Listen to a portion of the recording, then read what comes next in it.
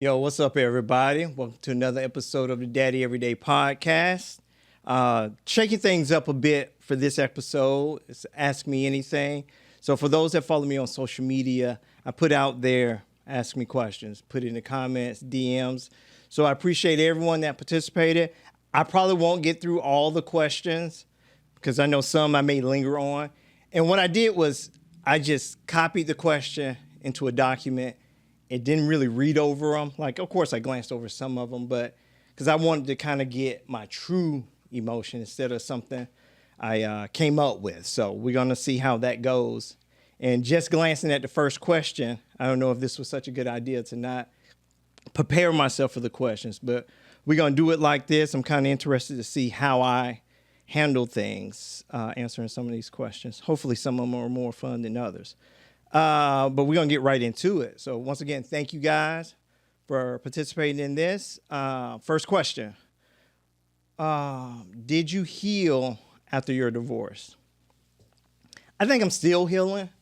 Everyone's obviously different with this. So there's no textbook way of how to deal with a divorce. It's taking it day by day. New things that come up that make me think about the divorce to a certain extent. But my biggest thing in getting a divorce was my boys going to be okay. So they seem to be fine. It's 3 years in now. So we have the routine. So they're fine with it, which eases me, which also allows me to just focus on me. And I'm good. I have no hang-ups about being divorced or anything like that. It was tough for probably the first year because, I'm thinking, oh man, I want it to be one of those beat the statistics kind of thing. And then I realized, shoot, that's life. Divorce is just part of life for some people. So I'm good. What does support look like to you? So I guess I can take this different ways. I'll take it from I'll take it obviously for me, how people can support me, just having my back in situations. If you see opportunities, making me aware. If I need something, just being there for me, checking in on me, praying for me.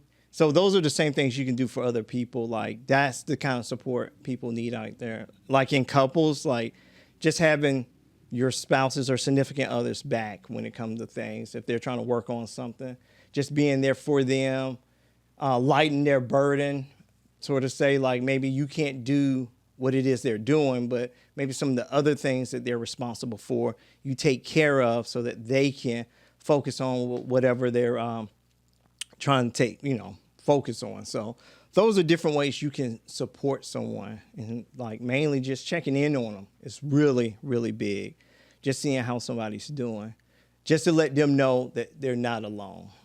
A lot of people won't necessarily share what they're going through, but it'll still bring them comfort to know that if they were open, there's someone that they can lean on. So those are the type of ways you can show support.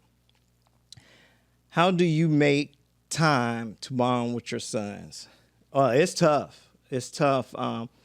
Like my oldest, Kendrick, I can say their names. Kendrick is working, so a lot of times for us to get time together, it has to be like when we're both off kind of thing. I take him to work and stuff, so those give me opportunities to chat with him, see how he's doing. I pick him up from school when he has to work, so that gives us opportunities to bond and catch up on everything. So it's those little moments that you have to take advantage of. Like as far as Dylan, he's gonna make time. Like if I'm trying to take a nap, he'll let me nap, but he's gonna do all the talking. Right up until I nap or sleep. And as soon as I wake up, he's going to be right there. So Dylan's going to get his time regardless. And then I take him to movies, watch movies with him. Like when he's made something or drawn something, because dude's super creative. He'll show me, and then I actually have interest in it. Like, so I'll ask questions about how he did this, where did he learn how to do this, those type things. Those are little bonding moments that they appreciate. I also play Madden with Kendrick. You guys probably heard about that. He's probably beat me. I'm probably like I probably win one game out of every 10 games, but he still loves to play me. And I'm super competitive. I be really want to curse sometimes, but I be laughing it off. But we're going to play again right after I finish taping this, and we go home and I'll play him. So those are ways you just have to make time. Like when you have time, make the most of it. So there's not much time we have, so we just make the most of it. Do you have any more books coming out?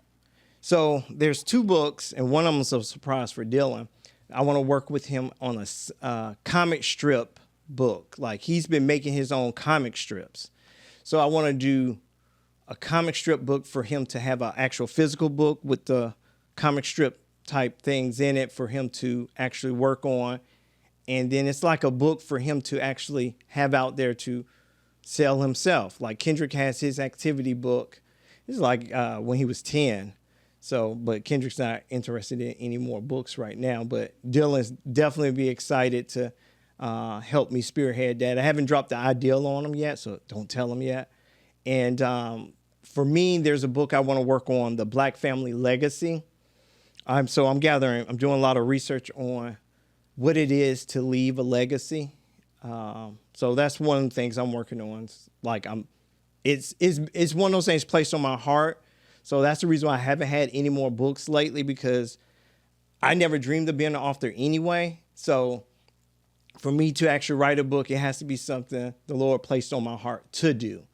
So this is, I guess, my next chapter in my journey as an author is that book. So I probably won't start actually writing it until the new year. So I'm hoping June or maybe fall release. So we'll definitely see on that. But that's what I have coming up as far as books. And I tell you, the next time, guys, when I put out there, I'm going to be doing this Q&A.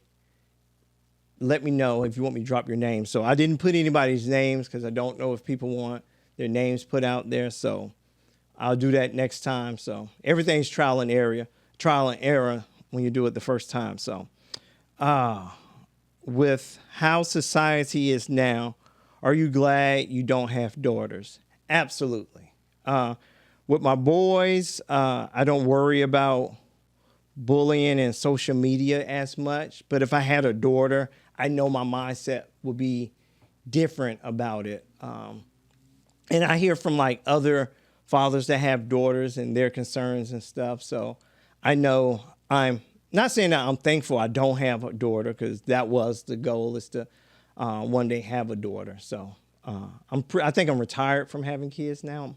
So my 2 sons, that's enough for me. But I would have liked to have a daughter, but there is, I can't lie, a little relief not having one. And the sassiness. Like, I notice like girls are extra sassy now. And I think I would have been one of those guys all over she probably would have abused me as a father, because she would have totally took advantage of me. But yeah, so I am slightly relieved I don't have a daughter. Are you dating? Yes, but it's complicated. I know I've never understood that term. It is. And that's all I'm going to say on that. It's complicated. In your Daddy Everyday travels, what have you learned about yourself? What have I learned about myself? I'm way more capable of things than I give myself credit for. I think I could shortchange myself in my abilities. I know I can do more. I recognize on myself is that I can do more. And the more I put out there, the more I get in return. So I'm learning that.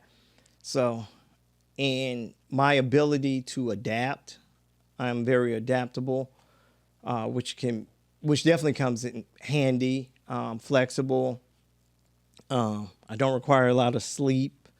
With juggling everything, sleep has been a challenge, and I'm functional, but I do get my sleep when I can. But so I'm durable. So I can do more than what I believe or what that I think I can. I am capable of more, I should say.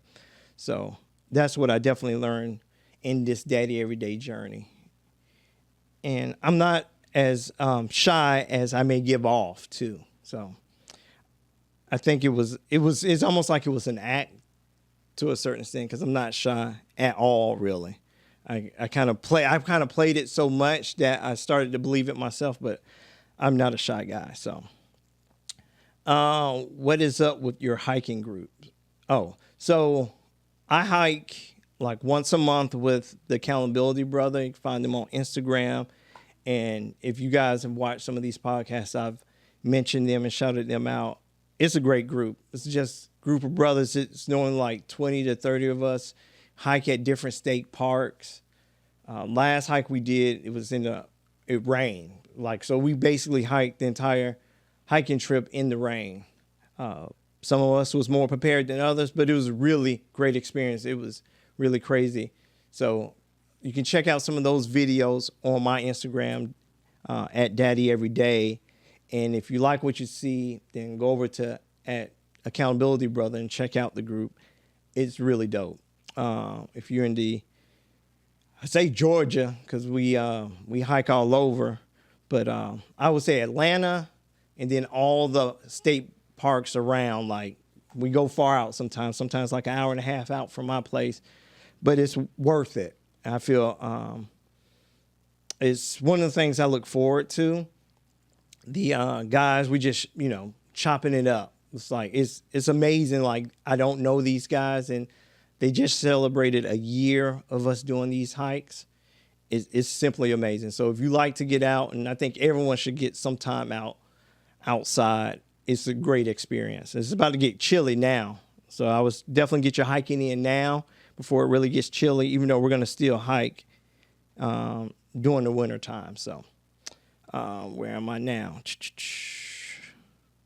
What can mothers do to support fathers in their role as fathers?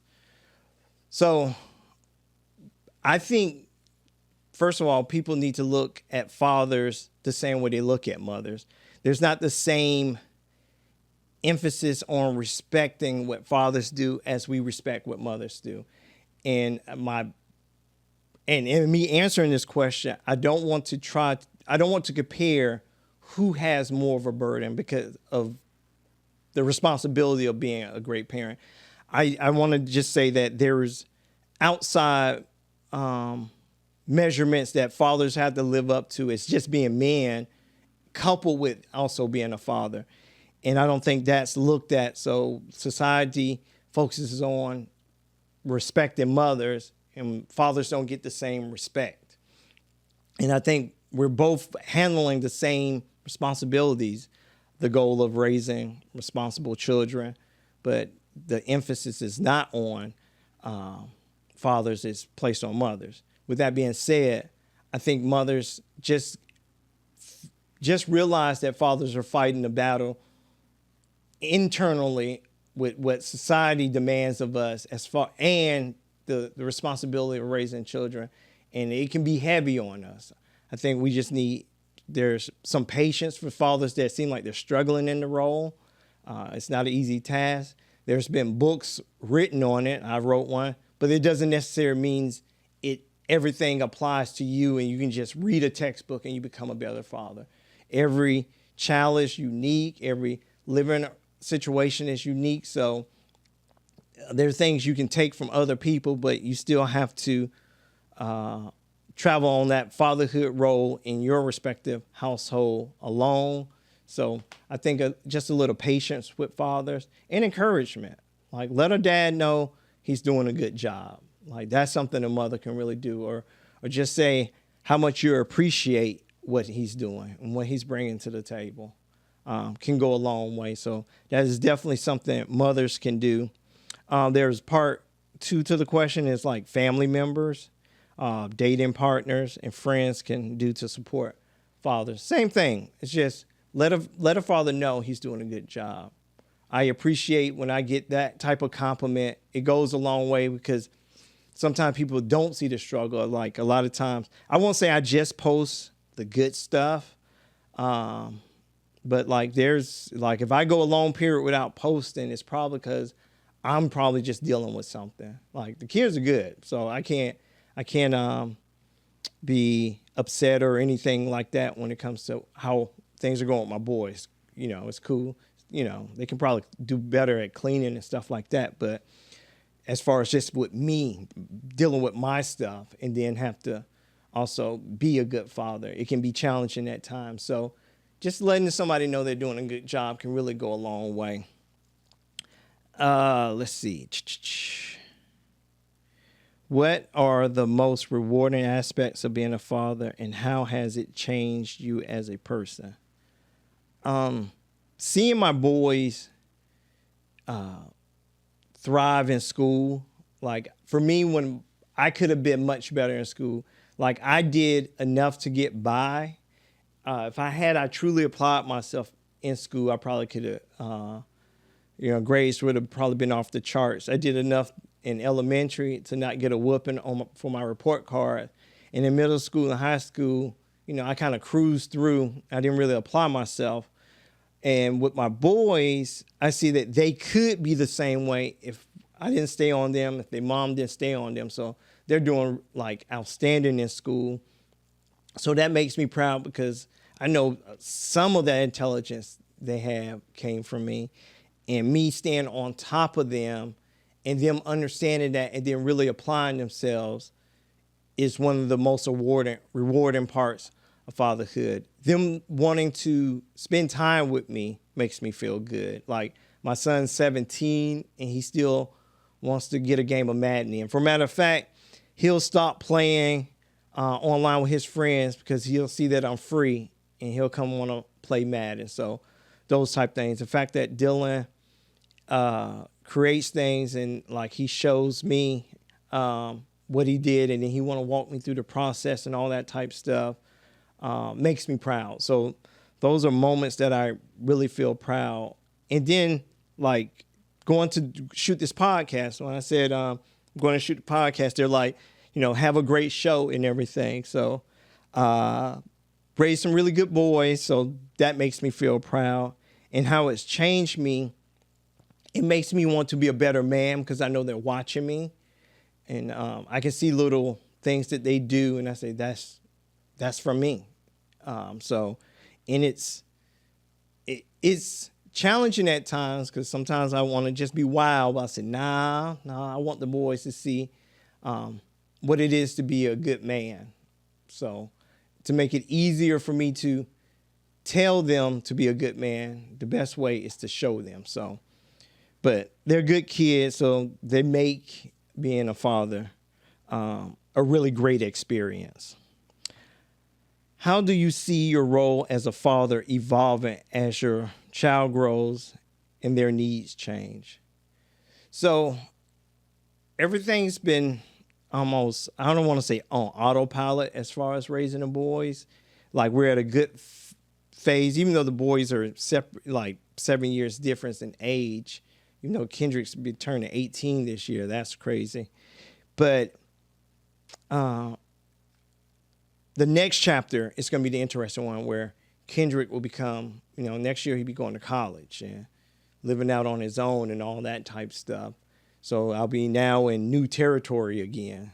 Like with Dylan, I've already experienced everything through Kendrick. So I know what to look forward to, like with Dylan, what's going to be next, because I've already been down that road. But with Kendrick, every year is a new challenge because it's uncharted territory for me. Like I've never been there before. Like, so this whole college thing, like I went to college, I totally did it wrong.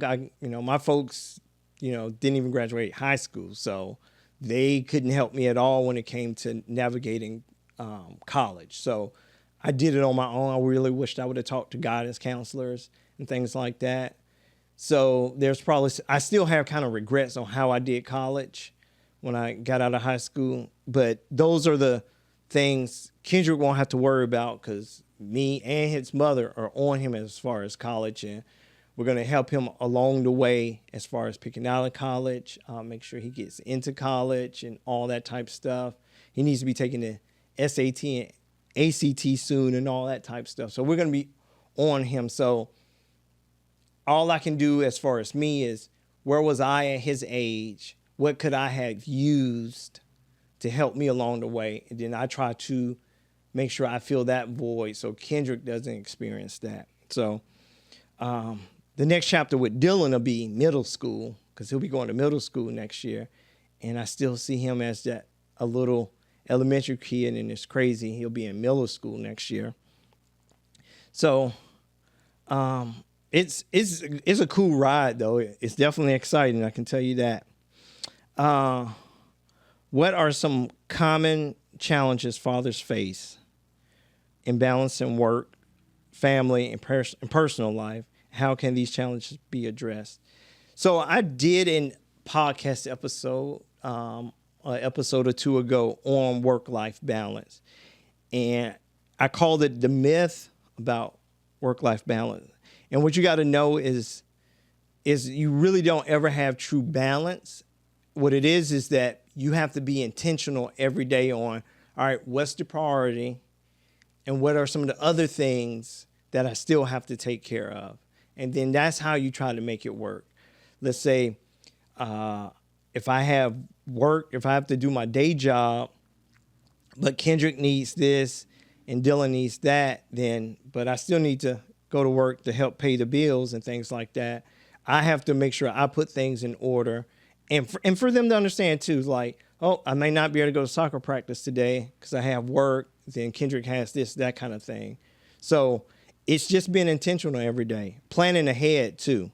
So that's the biggest thing in trying to get some type of balance in your life. It's just planning ahead.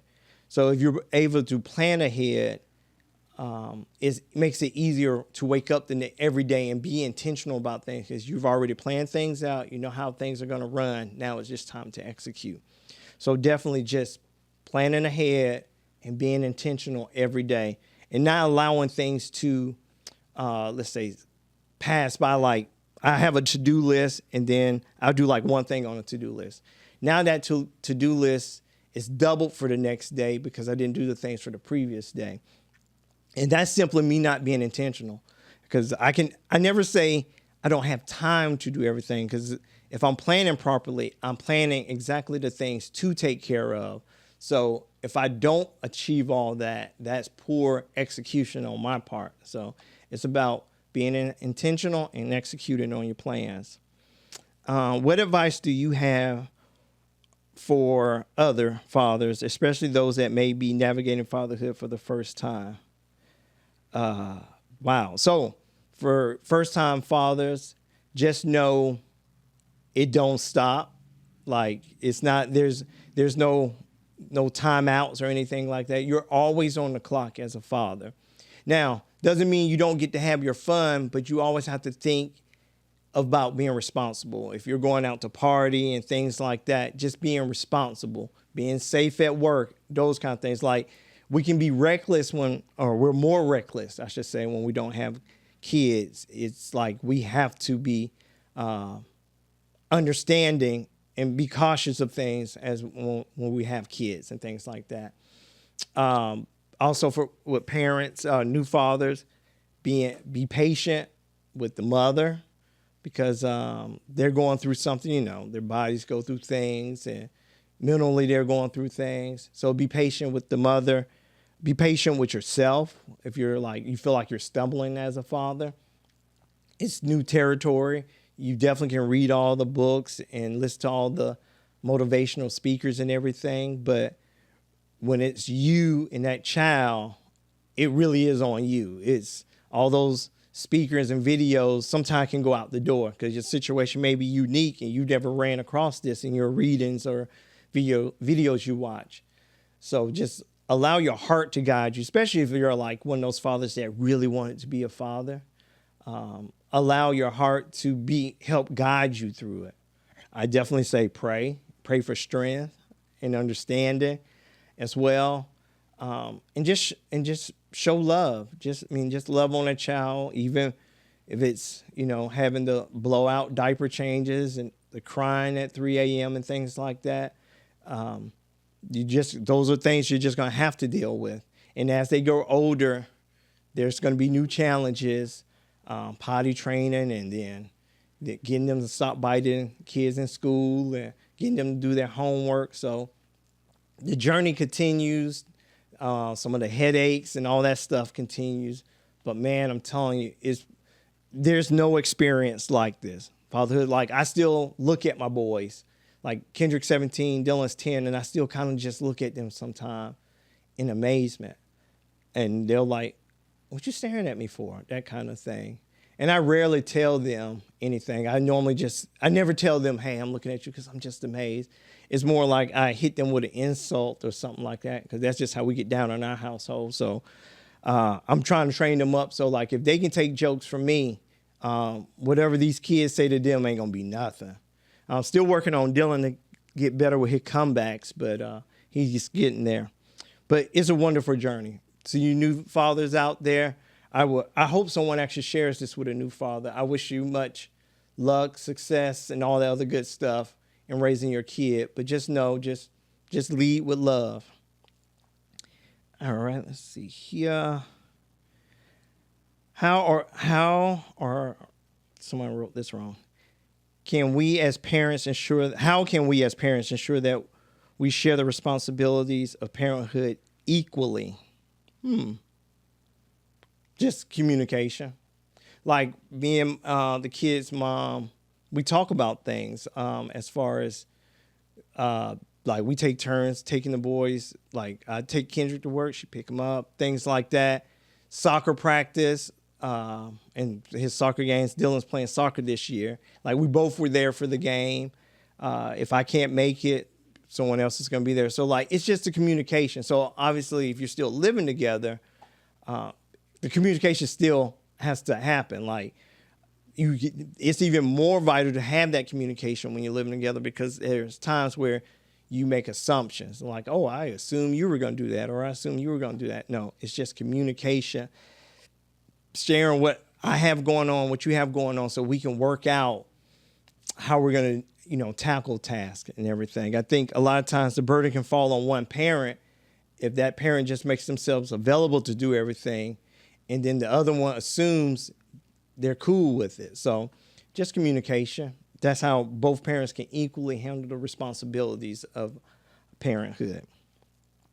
What legacy do you hope to leave for your children and future generations through your role as a father? Wow.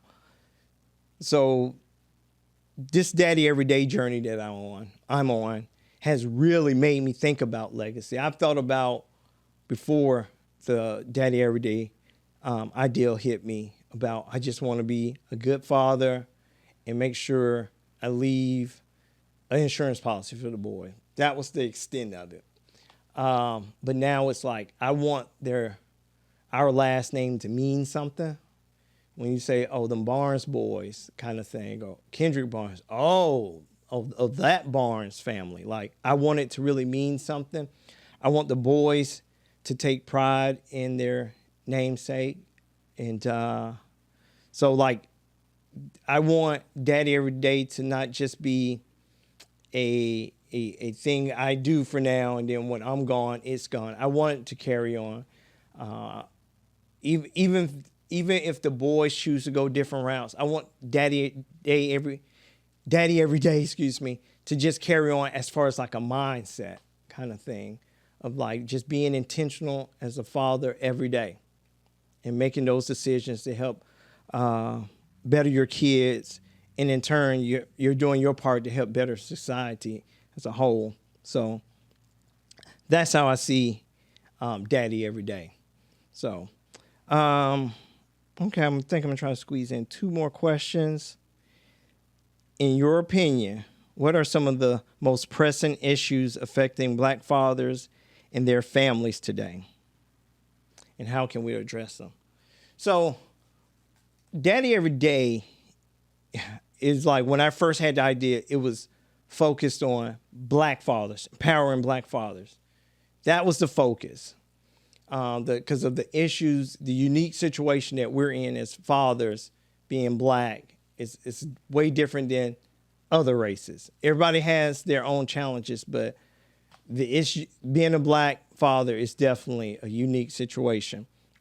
So it was focused on that, and then I kind of got away. No, Daddy Everyday is for everybody, and then I was going nowhere. And then I had to focus on Daddy Every Day. My focus is on Black fathers, but a lot of the information is for everybody. Like, I have to be real. Like, other fathers can apply, but my focus will always be on a Black father because my perspective on things is that of a Black father and the challenges that we face as Black men and then as fathers. So some of the issues we have is more, I like to think of issues that we can solve, and then it's the perception of Black fathers from our Black community. Like, I'm not really concerned with what other races think of us because they're going to think what they want to think.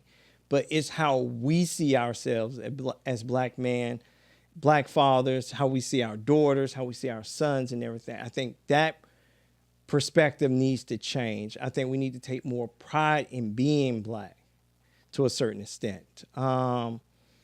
I think we're not as close as we like to think we are as a race. Because, one of the things is the fact that we still have to say support Black-owned businesses, in my opinion. Like, we have to tell other Blacks that, hey, support us because I'm Black, instead of it already being our mindset. If you're a Black business, I got your back. No other race has to do that because they're going to already automatically do that. I wish we just had that kind of insight. Because when you put, hey, support Black business, you're not telling other races to support you. You're telling your own race to support us. I wish we had that mindset like other races have, where it's a given we're going to support our own, because that's what other races do. So I think that's one of the things, is us supporting each other. Now, it doesn't mean we have to settle for less. Like, demand the same that you would demand from any other company. But if we just did that with our own, support each other, encourage each other, and just love on each other. So I think that's the most pressing. I think everything else would work itself out if we respect each other, encouraged each other, and supported each other. And one last one. How do you handle discipline and teach your children important life lessons in a positive way? Well, for my boys, I've already been there. I tell them things sometimes when I see they're going a certain route. I go ahead and jump in. I was already there. It's like, well, you don't know I was going that way. Trust me, I've already been there. I know. Like with Kendrick going through middle school and things like that, he was on a path to do like me and just get by. Like, my mom and dad just didn't want failing. So I did C's and B's. I know I was capable of A's and B's. Kendrick thought being C's were good enough because he passed. No, we demanded more out of him. So I told him, like, I don't want you just to skate by school. I want you to get as much knowledge as you can and apply yourself to the fullest, because this will then help you with college and things like that. So as far as the discipline part, I make it make sense with my boys. Like, YouTube was really messing them up a lot. So that was my threat, is taking YouTube away for them if they weren't doing certain stuff. So it's just making the discipline make sense, and not just a harsh discipline that's no way connected to what the child actually did. So just being, and then unique, how you discipline your kids have to be unique to your kid. There's not like, if I discipline my kid this way, doesn't mean you can necessarily apply that to your kid, and vice versa. Because, like, I know some of the things some parents do is like, I couldn't apply that to my kid. They'd be like, that's cool. I don't go outside no way. So telling my kid you can't go outside, that doesn't make sense. Like, cool, I want to stay inside anyway. So it has to make sense in disciplining your kids. For the other questions, I still have who sent me things. What I'm going to do is I'll DM you and say, hey, here's the answer to your question. If you want it for a future show, I can hold on to it and answer in a future show. I want to thank you guys for continuing to tune in to the Daddy Everyday podcast. Make sure you subscribe on Spotify. You get on Evan Vision, subscribe to Evan Vision. You can check out the Daddy Everyday videos. Follow me on Instagram, Facebook at Daddy Everyday. Check out the daddyeveryday.org website. Just added some new features on there. Got the blog on there and everything. Check out and go to daddyeveryday.org. You'll find the links to the bookstore. You'll find a link to our clothing store and whatever else I got going on. It's all there on daddyeveryday.org. Thank you guys again. Have a great one.